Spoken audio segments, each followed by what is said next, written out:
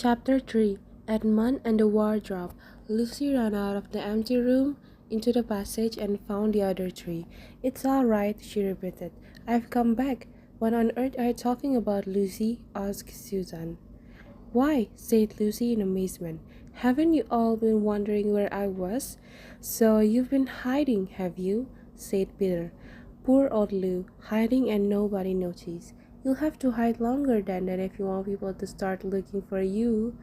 "But I've been away for hours and hours," said Lucy. The others all stared at one another. "Betty," said Edmund, tapping his head. "Quite Betty."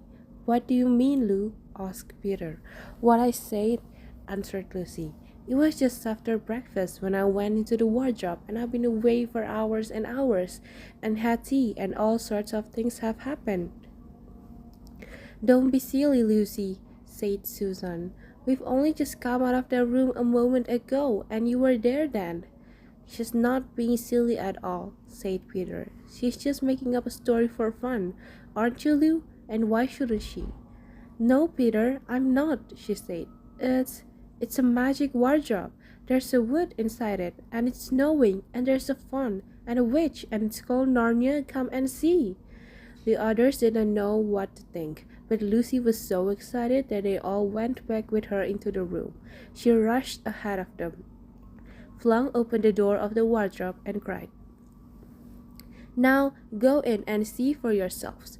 "Why, you goose," said Susan, putting her head inside and pulling the fur coats apart. "It's just an ordinary wardrobe. Look, there's the back of it." Then everyone looked in and pulled the coats apart, and they all saw, Lucy herself saw, a perfectly ordinary wardrobe. There was no wood and no snow, only the back of the wardrobe, with hooks on it. Peter went in and rapped his knuckles on it to make sure that it was solid. "A jolly good hoax, Lou," he said as he came out again. "You have really taken us in, I must admit. We half believed you." "But it wasn't a hoax at all," said Lucy. "Really and truly, it was all different a moment ago. Honestly, it was, I promise." "Come, Lou," said Peter. "That's going a bit far. You've had your joke. Hadn't you better drop it now?" Lucy grew very red in the face and tried to say something, though she hardly knew what she was trying to say, and burst into tears. For the next few days, she was very miserable. She could have made it up with the others quite easily at any moment if she could have brought herself to say that the whole thing was only a story made up for fun. But Lucy was a very truthful girl, and she knew that she was really in the right, and she could not bring herself to say this. The others who thought she was telling a lie, and a silly lie too, made her very unhappy. The two elders once did this without meaning to do it, but Edmund could be spiteful, and on this occasion he was spiteful.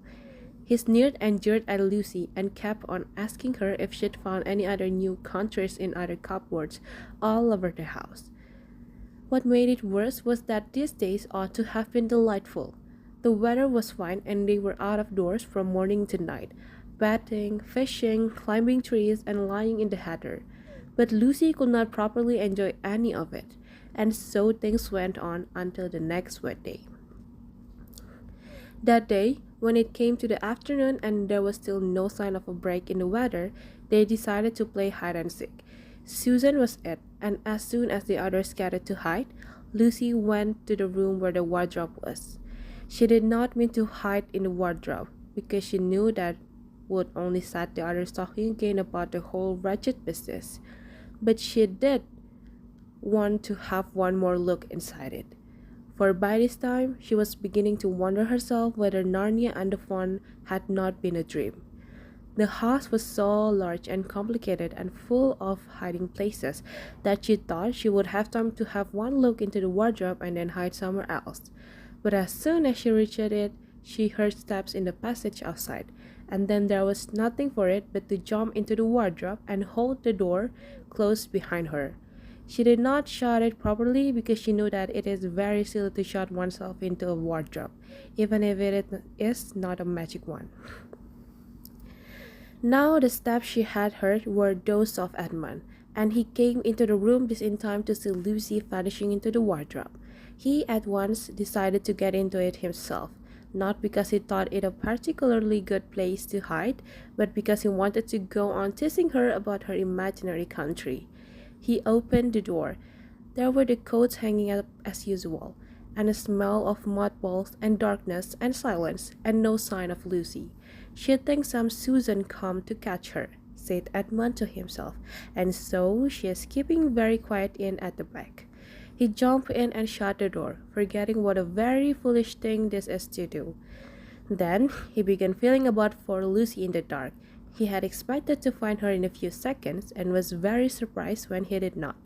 He decided to open the door again and let in some light. But he could not find the door either.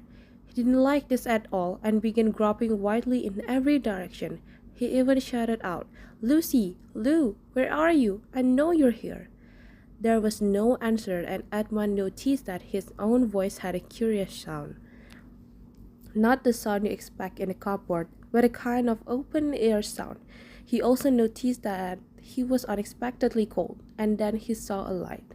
"Thank goodness," said Edmund. "The door must have swung open of its own accord."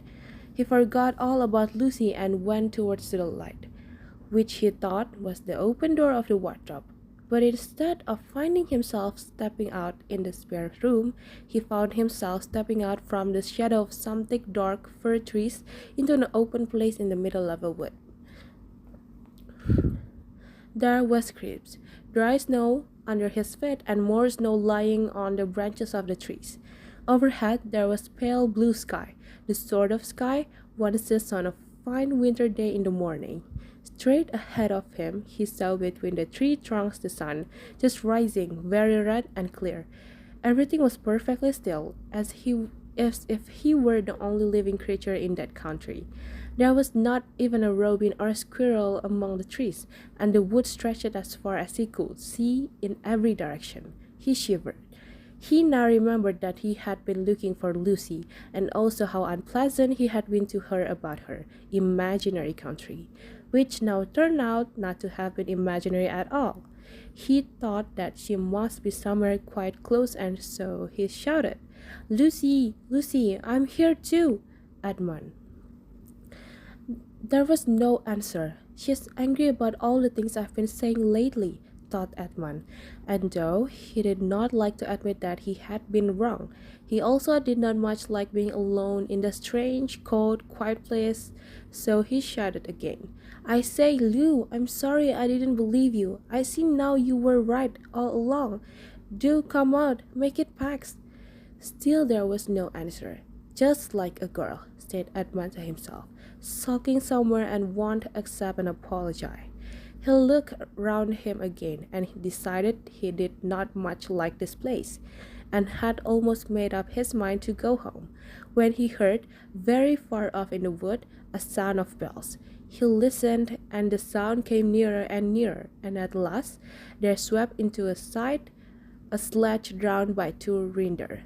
The reindeer were about the size of Shetland ponies, and their hair was so white that even the snow hardly looked white compared with them.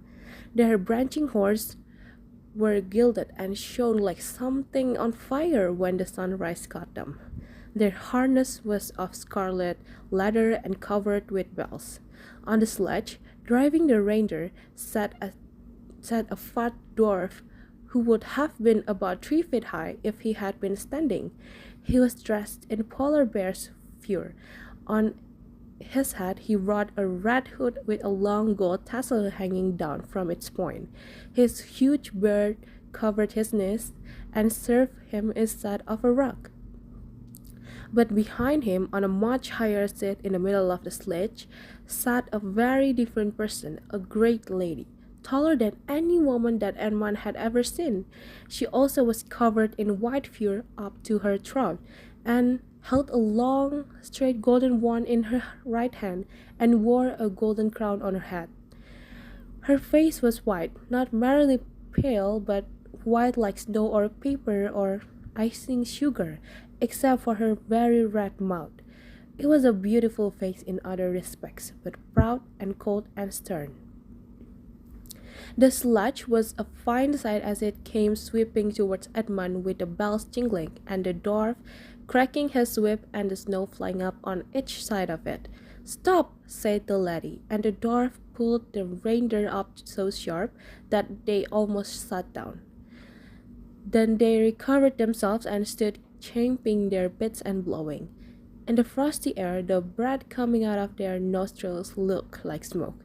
"And what, pray, are you?" said the lady, looking hard at Edmund. I'm, my name's Edmund," said Edmund rather awkwardly. He did not like the way she looked at him. The lady frowned. "Is that how you address a queen?" she asked, looking sterner than ever. I beg your pardon, your majesty, I didn't know," said Edmund. "Not know the Queen of Narnia?" cried she. "Ha! You shall know us better hereafter. But I repeat, where are you?" "Please, your majesty," said Edmund, "I don't know what you mean. I'm at school. At least I was. It's the holidays now."